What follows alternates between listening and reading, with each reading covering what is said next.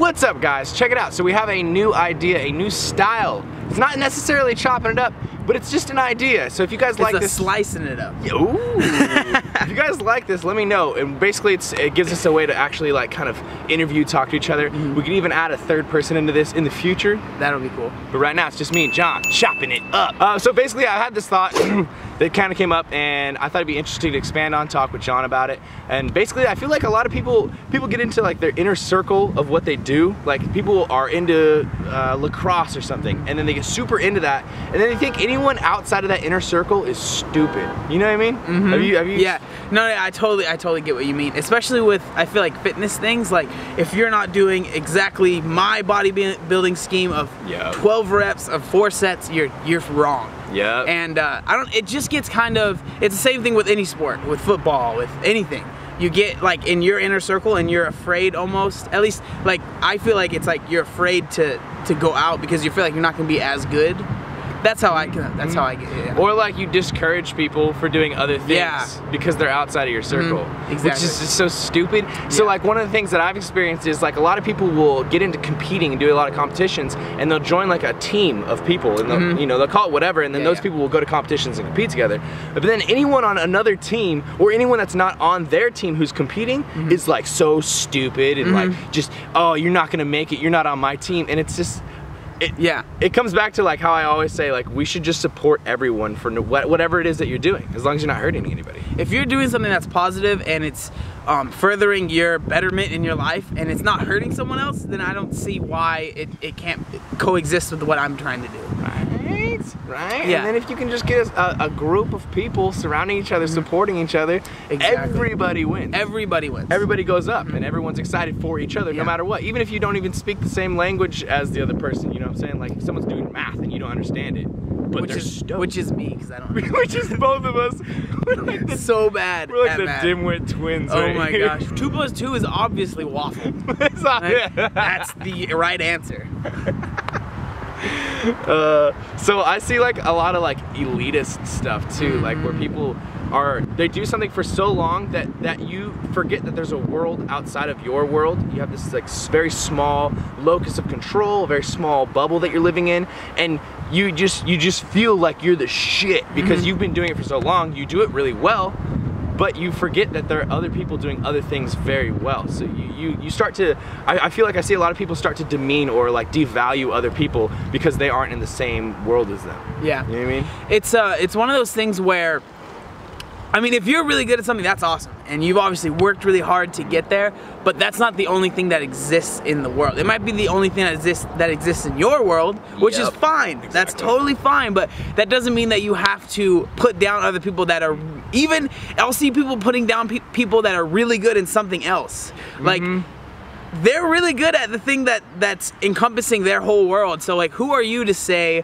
that you're stupid because you're not doing exactly what I'm doing? And then you start to think like, well, if they did what I did, they probably wouldn't be as good as me anyways, so I'm obviously better than they are.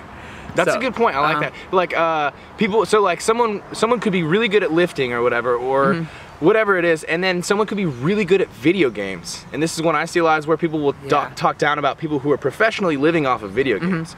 And like to certain people, especially people who grew up without video games being important or whatever, like, that's just such an asinine, stupid thing. But you have to remember, if you want people to respect you for the thing that you're passionate about, you have to show that same exact passion or respect for the passion that they're passionate about, whether or not you understand it. That's a good point, especially like I've got that a lot recently when I tell people like, oh, what do you do? And I'm like, I'm doing YouTube videos. And they're just like, what? And I'm like, I mean, I'm not trying to say that I'm the best YouTuber or anything like that, but I mean, that's something that I'm passionate about and something that a lot of people don't really understand, so I feel like they put it down. And it's kind of the same thing with video games. People, they don't see how you can make a living with it. They don't see how you can how that can really take up so much of your time. But with anything, I feel like anything that's worth going for is worth really going for. So, and people, like, that could be video games, that could be YouTube videos, that could be eating food, you know what I mean? That could be anything. So I just feel like you need to really just work on, and that's something that I want to work on too. This is a good conversation, but really work on just accepting people for, I mean, as long as they're doing something that's not hurting other people. Yeah. You know what I mean? I'm not gonna accept you if you're punching babies in the face. I'm sorry. If that's your profession, I don't know if that's something that I can really get behind for you. Great analogy, bro. Sweet analogy. Punching babies is always a good like negative thing to talk about.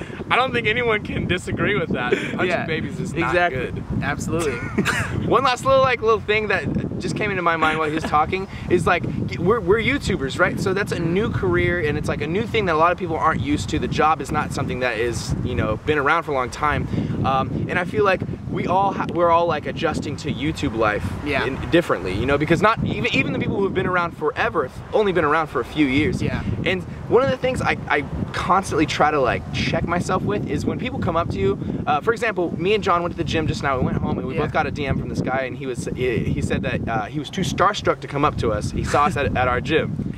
And like some people I think will take that sort of attention and they'll turn it into, you know, blowing up their ego and feeling like they're so fucking cool because there are so many people that need to see them, and like, you know, they get to pick and choose who's important to them. Yeah. And like, I never want to be that way. Yeah. I don't think I am that way, but even if I just get a slight like inkling of that like feeling, I get disgusted with myself, and I try to check it. I try to think back at what my process is. Definitely. I feel like I mean, it's easy, especially when it's easy when you go to expos and when you do all these things that we do, to feel like you are a bigger deal than you really are. Because think about it, we're at these expos where it's like made for people that watch our videos to come and see us. But if we're out and about in real life, nobody's gonna come up to us and say, oh, hey, I watch your video. It might happen once every week or something like that. You know what I mean? So it's one of those things that I feel the same way. Like, I never want to feel like I'm as important as I feel like when I'm at the expos. Or even just like in real life, even if we get to that point, say we both have 1 million subscribers each, and there's people coming up to us on a daily basis at the grocery store, at the gym, everywhere, I still don't want to become, at any point ever, I never want to feel like people aren't people. You know what I mean? Like they're in the way or something like that. Yeah, like every person has a solid damn story, man. And literally, that person that's saying hi to us is the reason that we're able to be at the grocery store and buy food anyways. That exact same thing. If they weren't saying hi to us, we're not gonna have a paycheck to be able to buy food. No one would even know who we are. Yeah, I just wanted to point that out.